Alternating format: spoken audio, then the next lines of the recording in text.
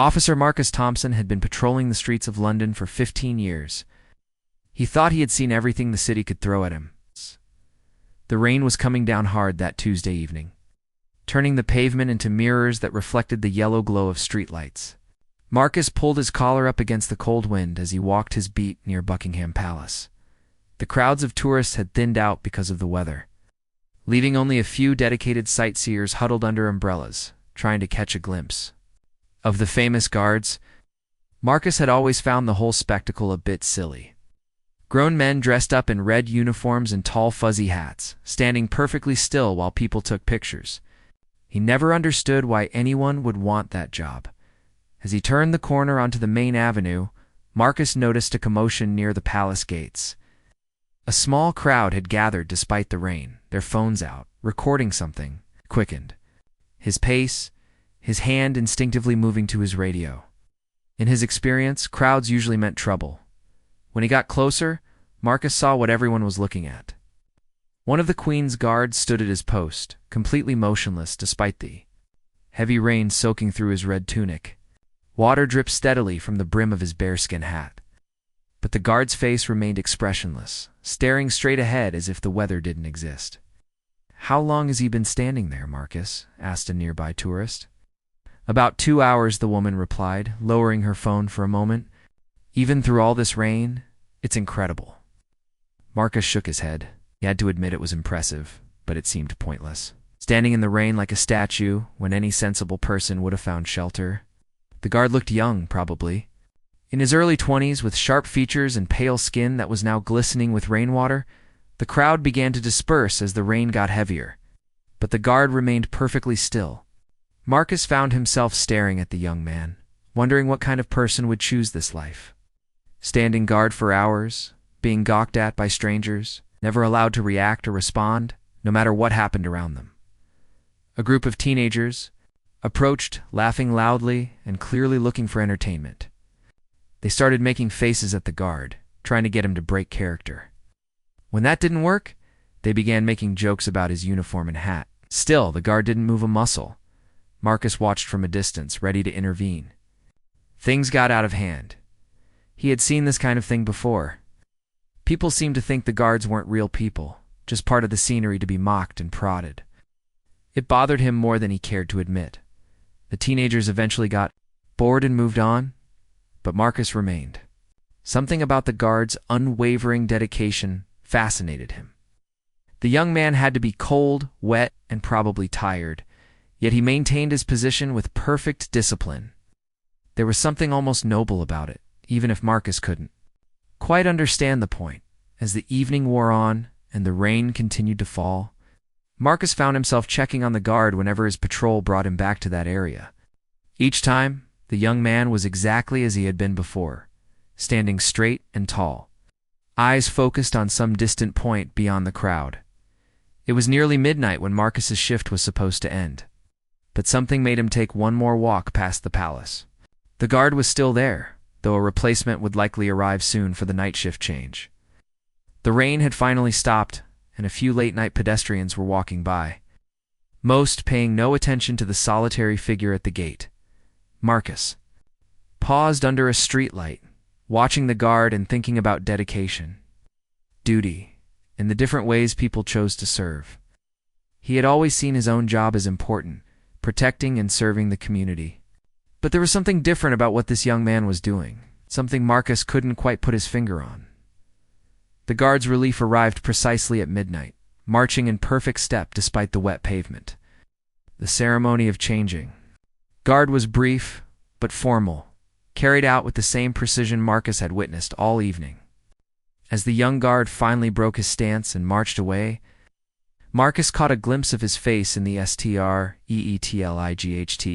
For just a moment, their eyes met across the distance. The guard's expression remained neutral, professional, but there was something in his gaze that Marcus recognized. It was the look of someone who took their responsibility seriously, who understood what it meant to stand for something bigger than themselves. Marcus headed home that night with an unusual feeling stirring in his chest. He couldn't shake the image of the young guard standing resolute in the rain, maintaining his post no matter what the weather or the world threw at him. It was the kind of dedication Marcus thought he understood, but seeing it displayed so clearly made him question his own assumptions about duty and service. Little did Marcus know that his path would cross with that of the Royal Guard again, very soon, and in circumstances that would test both their understanding of what it truly meant to serve and protect. 3 days later, Marcus was walking his morning beat when he heard shouting coming from the direction of the palace. His radio crackled to life with reports of a disturbance near the main gates. Marcus broke into a run, his boots splashing through puddles left from the previous night's rain. When he arrived at the scene, he saw a crowd forming around two people locked in what appeared to be a heated argument. One was a middle-aged man in an expensive suit, his face red with anger. The other was the same young royal guard Marcus had observed during the rainy evening shift. The guard stood at attention, but Marcus could see tension in his shoulders. The man in the suit was gesturing wildly, clearly agitated about something. As Marcus got closer, he could make out what the argument was about. "You people think you're so special with your fancy uniforms and your little ceremonies," the man was shouting, "but you're nothing but overpaid security guards playing dress-up for the tourists." The guard said nothing, maintaining his professional stance, despite the verbal assault. His eyes remained fixed straight ahead, but Marcus noticed his jaw was clenched tight. The crowd around them was growing larger, with people pulling out their phones to record the confrontation.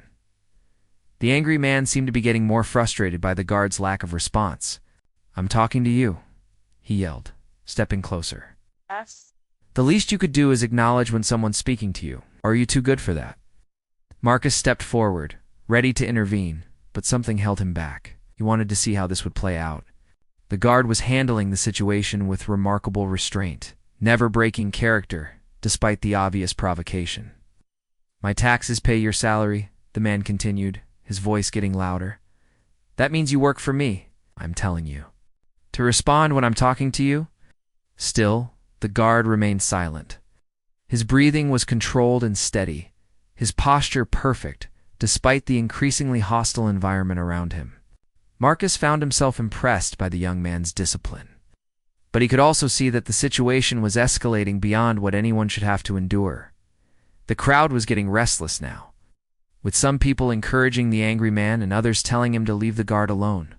The tension was building, and Marcus knew from experience that this kind of situation could turn ugly very quickly. The man in the suit suddenly reached out and grabbed the guard's arm. "I said, respond to me when I'm talking to you," he shouted, shaking the guard roughly. That's when Marcus knew he had to act. He pushed through the crowd, his police training taking over. "That's enough," he called out firmly, showing his badge. "Sir, I need you to step away from the guard immediately." The angry man turned his attention to Marcus, his face even redder than before. "This is between me and him," he snapped. "This isn't police business." It became police business the moment. "You put your hands on him," Marcus replied calmly but firmly. "Now please step back, and let's talk about this like civilized people." The guard remained motionless throughout this exchange, but Marcus caught a brief flicker of something in his eyes. Gratitude, perhaps. Or maybe just relief that someone was finally stepping in to help. The man in the suit wasn't backing down. "You officers are all the same," he said, turning his anger toward Marcus now.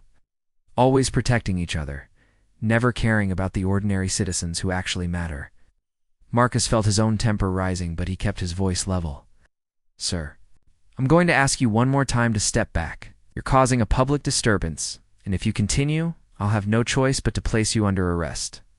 The crowd was watching intently now, phones recording every word and gesture. Marcus was acutely aware that whatever happened next would likely end up on social media within minutes. He had to handle this situation perfectly, not just for his own sake, but for the guard who was still standing silently beside them. The angry man looked around at the crowd, seeming to realize for the first time how many people were watching. His expression shifted slightly, uncertainty creeping in where there had been pure rage moments before. "This isn't over," he muttered, finally taking a step back. "You people think you can just stand around doing nothing while real people work for a living. But someday, you'll get what's coming to you." With that, he turned and pushed his way through the crowd, disappearing into the busy London street. Onlookers began to disperse. Disappointed that the drama had ended without more excitement, Marcus turned to check on the guard, who had maintained his position throughout the entire confrontation. The young man's face was impassive, but Marcus could see the slight tremor in his hands that betrayed how shaken he really was. "You okay?" Marcus asked quietly, positioning himself so that his body blocked the guard from the view of any remaining onlookers. The guard's eyes shifted slightly to meet Marcus's, breaking protocol for just a moment. He gave an almost imperceptible nod. Before returning his gaze to its proper position, Marcus understood. The guard couldn't speak while on duty, couldn't break character even to thank someone who had just helped him. But that brief moment of eye contact had said everything that needed to be said. As Marcus walked away, he found himself thinking about the confrontation he had just witnessed. The guard had shown incredible restraint and professionalism in the face of harassment and physical assault. Most people would have reacted, would have defended themselves, or at least responded to the provocation. But this young man had maintained his discipline even when it cost him his dignity. Marcus realized that he had seriously underestimated what these guards went through on a daily basis. Standing still for hours was just the beginning. They also had to endure mockery, harassment, and sometimes even physical assault, all while maintaining perfect composure and never breaking character. It was a level of self-control and dedication that Marcus had to admire, even if he still didn't fully understand the purpose behind it all. The following week, Marcus found his patrol route taking him past the palace more frequently than usual. He told himself it was just coincidence, but deep down he knew he was checking on the guards. The incident with the angry man had stayed with him, making him more aware of the challenges these young soldiers faced every day. On Thursday afternoon, Marcus was walking past when he noticed the same guard from both previous encounters. The young man was at his post as usual, standing perfectly straight in his red tunic and bearskin hat. But something was different today. There was a tension in the air that Marcus couldn't quite identify. A group of rowdy college students had gathered nearby, clearly having enjoyed a long lunch at one of the local pubs. They were laughing loudly and making increasingly bold attempts to get the guards' attention. Marcus slowed his pace, keeping an eye on the situation while trying to appear casual. "I bet he's not even real," one of the students slurred, stumbling closer to the guard. "It's probably just a wax figure they put out here to fool the tourists." His friends laughed and encouraged him to get closer. The student reached out as if to touch the guard's uniform, but stopped just short when he noticed Marcus watching from across the street. Marcus crossed over, his presence alone enough to make the students reconsider their behavior. They grumbled a bit, but eventually moved on, leaving the guard to return to his peaceful vigil. As the afternoon wore on, Marcus noticed that the guard never seemed to get a break. Other guards would occasionally appear for brief ceremonies or shift changes, but for the most part, the young man stood alone at his post for hours at a time.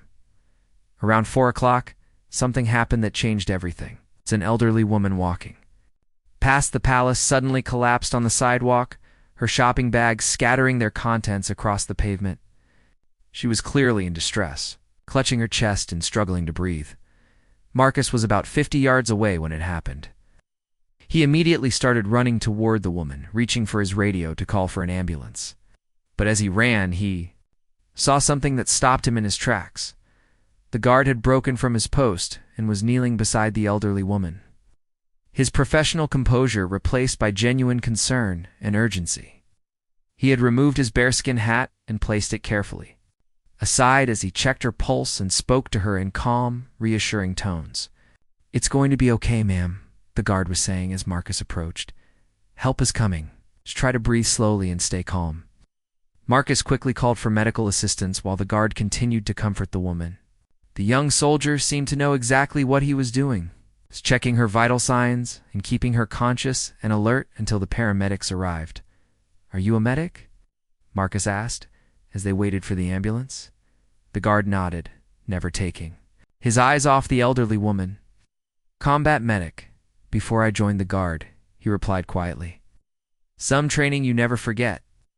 When the paramedics arrived, the guard helped them assess the woman's condition and get her loaded into the ambulance. Only after she was safely on her way to the hospital did he return to his post. Placing his hat back on his head and resuming his formal stance, Marcus stood watching in amazement. The transformation had been incredible. One moment the guard had been a silent, motionless figure, and the next he had become a trained medical professional, saving someone's life. And now he was back to being a statue, as if nothing had happened. A small crowd had gathered during the incident, and Marcus heard whispers of admiration for what they had witnessed. The guard's actions had clearly impressed everyone present, but the young man himself seemed completely unaffected by the praise. "That was incredible," Marcus said, approaching the guard's position. "You probably saved her life." The guard's eyes flicked toward Marcus for just a moment, acknowledging the comment without breaking his formal stance. Marcus realized that this was as much of a response as he was going to get while the guard was on duty. Later that evening, as Marcus was finishing his shift, he made one more pass by the palace. A different guard was now at the post, part of the night rotation. Marcus wondered about the young man who had helped the elderly woman, where he was now, and what he was thinking about the day's events. The incident had shown Marcus a side of these guards that he had never considered before. They weren't just ceremonial figures or tourist attractions. They were real people with real skills and genuine compassion for others. The young guard had risked his career by breaking from his post, but he had done it without hesitation when someone needed help. Marcus found himself thinking about the parallels between his own job and that of the royal guards. Both involved serving and protecting, but in very different ways. Marcus carried a badge and had the authority to intervene in situations. The guards carried centuries of tradition and had the discipline to maintain that tradition even when it was difficult or uncomfortable. As he walked home that night, Marcus realized that his opinion of the royal guards had completely changed. What he had once seen as pointless pageantry, he now understood as a demonstration of dedication, discipline, and service. These young soldiers weren't just playing dress-up for tourists. They were representing something larger than themselves, something that demanded the highest level of personal sacrifice and commitment. The guard who had helped the elderly woman had shown that. Beneath the formal uniform and rigid protocol was a person with genuine compassion and real-world skills. Someone who was willing to put his duty to help others above his duty to maintain tradition. Marcus went to sleep that night with a new respect for the young men and women who stood guard at the palace. He was beginning to understand that there was much more to their service than met the eye. He found himself curious to learn more about the person behind the uniform. 2 weeks after the incident with the elderly woman, Marcus was having the worst day of his career. It started when he received news that his partner of 5 years, Officer Sarah Chen, had been seriously injured in a car accident while responding to an emergency call. She was in the hospital in critical condition, and Marcus was struggling to focus on his duties. The weight of worry and guilt was crushing him. He kept thinking that if he had been in the patrol car with Sarah instead of walking his beat, maybe things would have been different. Maybe he could have prevented the accident somehow. Marcus found himself walking aimlessly through the streets, his mind consumed with dark thoughts. His radio crackled with routine calls, but everything seemed meaningless compared to what Sarah was going through in the hospital. He felt angry at the world, angry at himself, and angry at a job that could put good people in harm's way for what sometimes felt like very little reward, without really thinking about where he was going. Marcus ended up near the palace. The familiar sight of the guard at his post caught his attention, and he found himself stopping to watch. It was the same young man from the previous incidents, standing perfectly still, despite a cold wind that was making everyone else on the street pull their coats tighter. Marcus studied the guard's face, looking for any sign of discomfort or dissatisfaction. But the young soldier's expression remained calm and focused, as if he had found some inner peace that allowed him to stand peacefully in the middle of the chaotic city. The contrast was striking.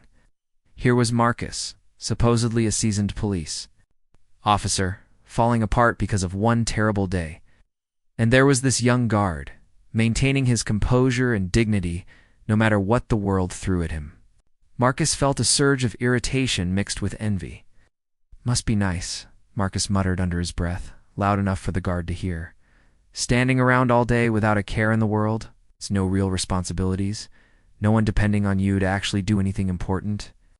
The guard's expression didn't change, but Marcus thought he saw a slight tightening around the young man's eyes. Oh. Marcus felt a mean satisfaction at getting some kind of reaction. Yeah, I bet this is the easiest job in the world, Marcus continued, his voice getting louder as his frustration boiled over. Just stand there looking pretty for the cameras, while real people do the actual work of keeping this city safe. A few passers-by had started to notice the confrontation, slowing down to listen. Marcus was dimly aware that he was creating a scene, but he couldn't seem to stop himself. All the anger and fear he felt about Sarah's accident was pouring out, and the silent guard had become a convenient target. You know what real service looks like? Marcus stepped closer to the guard, his voice harsh with emotion. It's my partner lying in a hospital bed, right? Because she was actually trying to help people instead of playing soldier for tourists. The guard's composure never wavered, but Marcus caught something in his eyes that looked almost like understanding. This only made Marcus angrier. He didn't want sympathy from someone he saw as living an easy, meaningless life. Don't look at me like that, Marcus snapped. Like you understand what real sacrifice means. You don't know anything about putting your life on the line for strangers who don't even appreciate what you do. The crowd around them was growing larger now, and Marcus could hear murmurs of disapproval from the onlookers. But he was too far gone to care about his professional reputation or the scene he was causing. At least when I mess up, there are real consequences, Marcus said, his voice breaking slightly. People get hurt, people die. But you could fall asleep on the job and nothing would happen except some tourists might get fewer pictures. Marcus was close enough now to see individual raindrops on the guard's uniform. The young man's breathing was still steady and controlled, but there was something in his eyes that Marcus hadn't expected. Instead of anger or offense, there was compassion. Not pity, but genuine understanding of pain. That look broke something in Marcus. All the fight went out of him at once, leaving him feeling hollow and ashamed.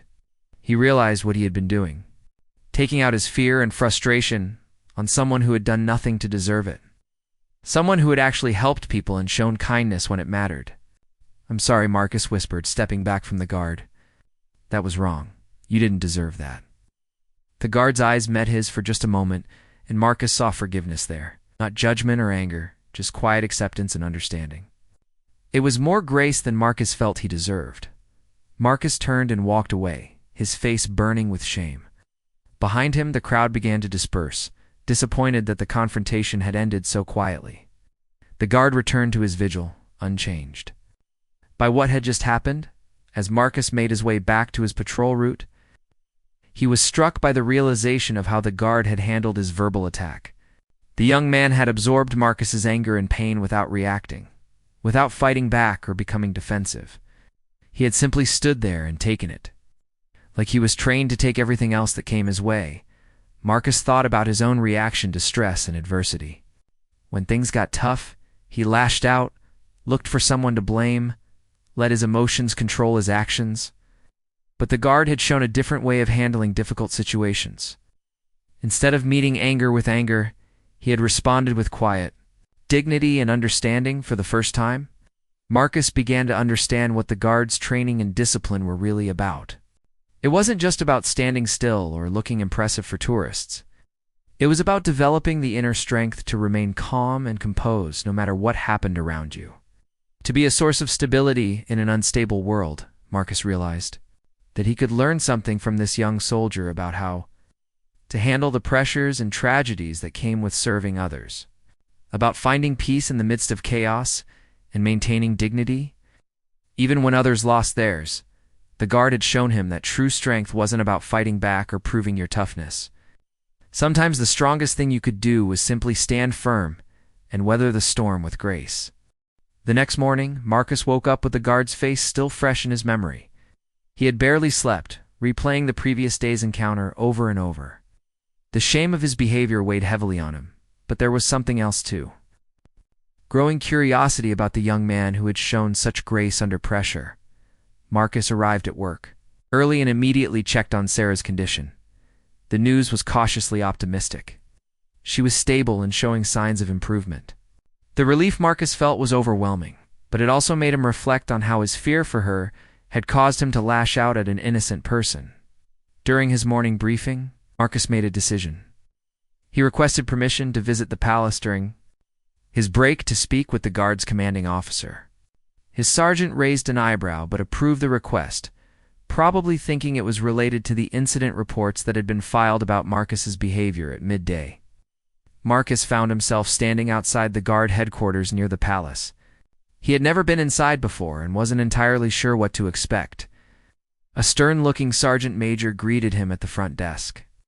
"I'm here about one of your guards," Marcus began, showing his police identification. It's the one who's usually stationed at the main gate.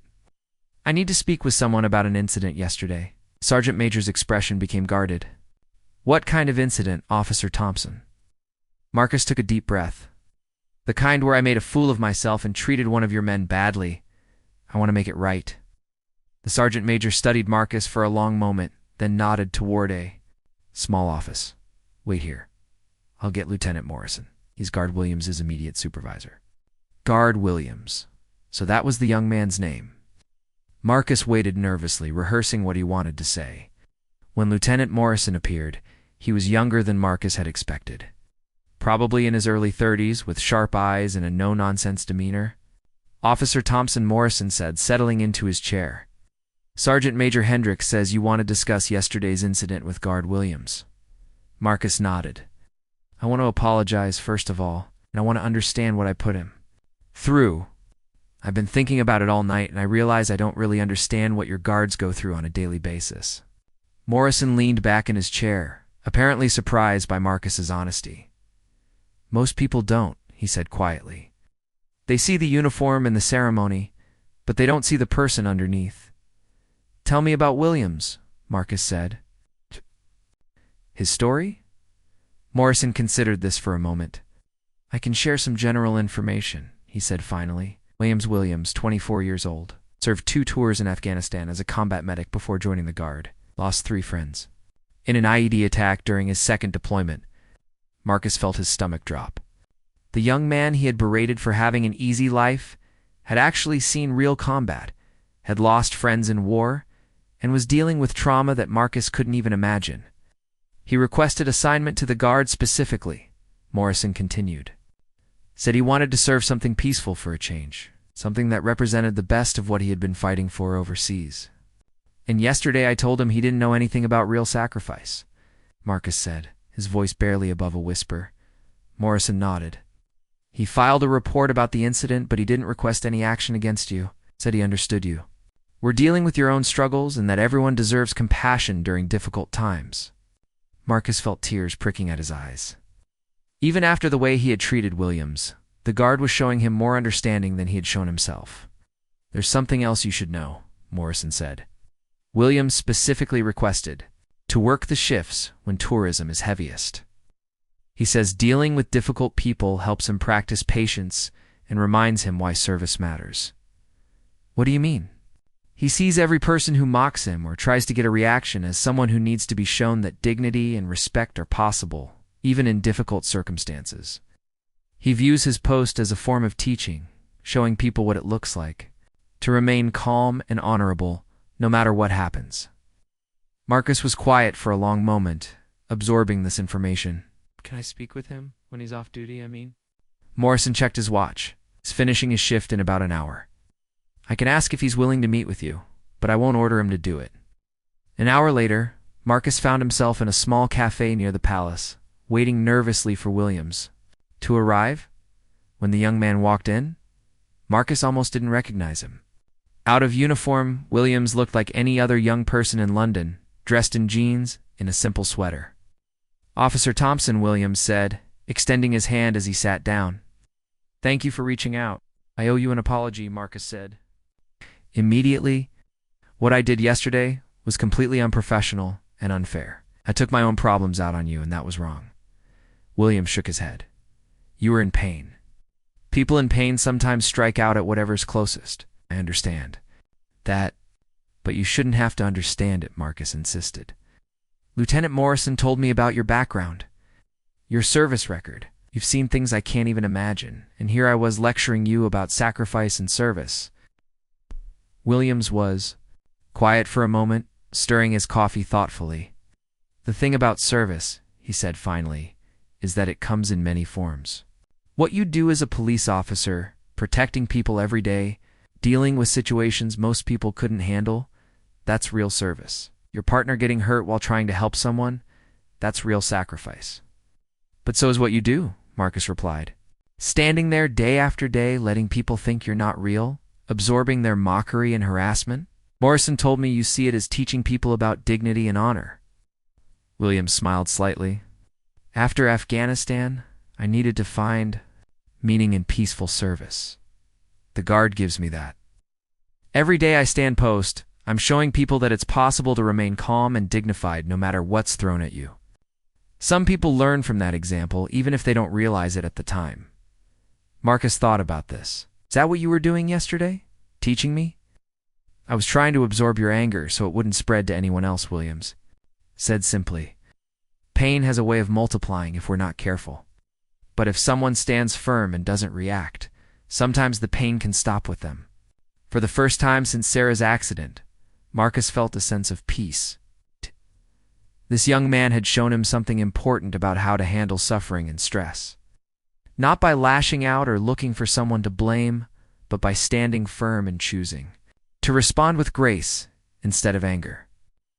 "Your partner," Williams said gently. "How is she doing?" "Better," Marcus replied. "She's going to recover. I was just so scared of losing her, and I didn't know how to handle that fear." Williams nodded. "Fear can make us do things we wouldn't normally do. Important thing is learning from it and trying to do better next time." As they talked, Marcus realized that he had found something he didn't even know he was looking for. In this quiet young guard, he had found an example of how to serve with dignity, how to face adversity with grace, and how to turn difficult experiences into opportunities for growth and compassion. 6 months after their first conversation in the cafe, Marcus and James Williams had developed an unlikely friendship. Marcus had learned to time his patrol routes to coincide with James's shift changes, and they would often grab coffee together. When James was off duty, the friendship had changed both men in ways they hadn't expected. Marcus had learned to approach difficult situations with more patience and composure. Remembering James's example of how to absorb negativity without letting it affect his own behavior, James, for his part, had found in Marcus someone who understood the weight of responsibility that came with serving others. On a crisp autumn morning, Marcus was walking his beat when he noticed a commotion near the palace that was larger than usual. A crowd of protesters had gathered, angry about recent government policies.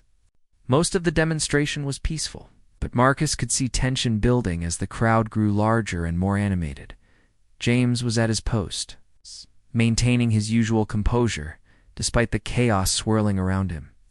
The protesters were largely ignoring the guards, focused on their political grievances. But Marcus could see that the situation had the potential to turn ugly quickly as the morning progressed. The crowd became more agitated. Someone threw a bottle that shattered on the pavement near James's post. The guard didn't flinch, but Marcus saw his jaw tighten slightly. More objects began flying, and Marcus realized that some people in the crowd were deliberately targeting the guards as symbols of the establishment they were protesting. Marcus moved closer, ready to call for backup if needed. He watched James carefully, knowing that the guards' training would prevent him from abandoning his post no matter what happened. But Marcus also knew that there were limits to what anyone should have to endure. A young protester, his face red with anger, broke away from the main crowd and approached James directly. "You're part of the problem," he shouted, "standing there in your fancy uniform while people are suffering." James remained motionless, but Marcus could see the pain in his eyes. After everything he had been through in Afghanistan, everything he had seen and lost, being accused of not caring about human suffering had to hurt deeply. The protester grabbed James's arm, trying to shake him out of his stance. "React, damn it. Show some human emotion. Show that you care about what's happening in this country." That's when something unexpected happened. Instead of maintaining his rigid posture, James slowly turned his head to look directly at the young protester. His voice was quiet, but clear enough for everyone nearby to hear. "I care more than you know," James said simply. "But sometimes the best way to show you care is to stand firm when everything around you is falling apart." The protester was so surprised by getting a response that he let go of James's arm and stepped back. A hush fell over the immediate area, as people realized they had just witnessed something extraordinary. A royal guard had broken protocol to speak directly to a protester. "I've seen what happens when societies collapse," James continued, his voice still calm, but carrying the weight of personal experience. "I've held dying friends in my arms and watched communities tear themselves apart. What I do here, standing guard, isn't about ignoring problems or pretending everything is fine. It's about showing that some things can remain stable and honorable, even when the world feels like it's spinning out of control." The crowd around them had gone completely silent. Even the main body of protesters had quieted, sensing that something significant was happening near the palace gates. "You want me to show emotion?" James asked the young protester, his voice growing stronger. "My emotion is hope. Hope that people can disagree without destroying each other. Hope that we can work together to solve problems instead of just shouting about them. Hope that symbols of stability and tradition can coexist with the need for change and progress." Marcus watched in amazement as James transformed the confrontation into something completely different. The angry protester was listening now, really listening, his rage replaced by curiosity. "But you just stand there," the protester said, his voice much quieter now. "How does that help anyone?" James looked around at the crowd that had gathered to hear his words. "Sometimes the most radical thing you can do is remain calm when everyone else is panicking. Sometimes the greatest act of rebellion is showing kindness when others choose anger. I stand here as proof that it's possible to serve something larger than yourself without losing your humanity." An older woman in the crowd called out, "But what about the real problems? The inequality, the injustice?" James nodded respectfully in her direction. "Those problems are real, and they matter. But solving them requires more than anger. It requires people who can listen to different viewpoints, who can stay focused on solutions instead of getting lost in blame and resentment. If I can show even one person that it's possible to remain peaceful and dignified in the face of hostility, then maybe that person will carry that lesson into other parts of their life." Marcus felt tears in his eyes as he listened to his friend speak. This was the same young man who had absorbed Marcus's verbal assault with quiet grace, who had shown compassion to an elderly stranger, who had found meaning in what others saw as a pointless job. "I don't expect everyone to understand what I do," James continued.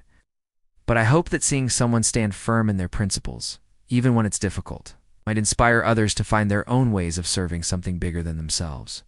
The original protester looked confused now, as if James's words had completely reframed his understanding of the situation. "I thought you people were just ... decorations, symbols of an outdated system." James smiled slightly. "We are symbols. But symbols can be powerful things. We represent the idea that duty, honor, and service still matter in a world that often seems to have forgotten those values. We show that it's possible to dedicate your life to something beyond your own immediate needs and desires." Marcus realized that the entire dynamic of the protest had changed. Where there had been anger and confrontation, there was now thoughtful conversation. People were actually listening to each other instead of just shouting past each other. "What about you, officer?" James said, looking directly at Marcus. "You serve the community every day, often putting yourself at risk for people who might not even appreciate what you do." Marcus was surprised to be brought into the conversation, but he found himself responding honestly. "I used to think it was about catching bad guys and enforcing laws. But I've learned that it's really about showing people that someone cares about their safety and well-being. Even when everything seems chaotic, there are people working to maintain order and protect others." The crowd was listening intently now. Marcus realized that both he and James were modeling exactly what they were talking about. They were having a respectful conversation about service and duty in the middle of what could have been a violent confrontation. "The thing is," Marcus continued, looking around at the faces in the crowd, "we all serve each other in different ways. Some people protest to bring attention to problems that need fixing. Some people stand guard to maintain stability. Some people enforce laws to protect the vulnerable. We're all part of the same community, trying to make things better in our own ways.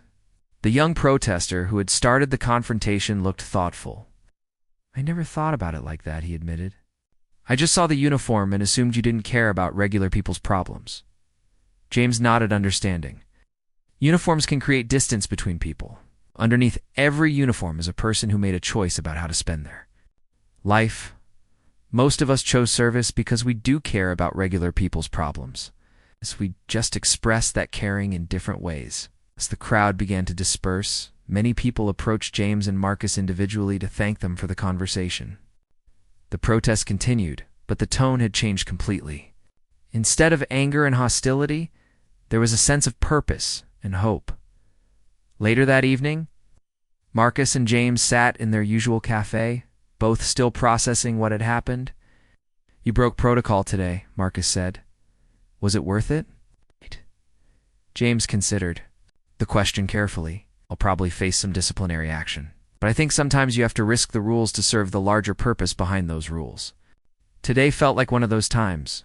Marcus nodded. You changed something out there, not just with that protester, but with everyone who heard you speak.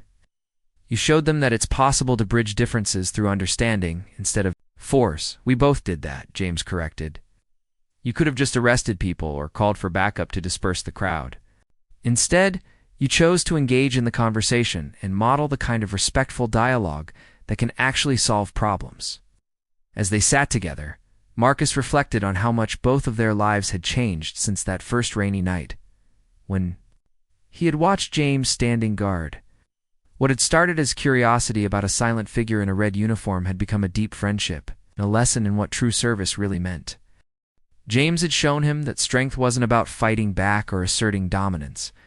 True strength was about standing firm in your principles while remaining open to connection and understanding with others. It was about absorbing negativity, without letting it change who you were, and about finding ways to serve others, even in the most challenging circumstances. The Royal Guard and the police officer had learned from each other that service comes in many forms. But the heart of all genuine service is the same: a willingness to put the well-being of others ahead of your own comfort. And the courage, too. Stand for something meaningful, even when it's difficult. Their unlikely friendship had taught them both that the most powerful way to change the world isn't through force or anger, but through the quiet example of living with dignity, compassion, and unwavering commitment to making things better for everyone.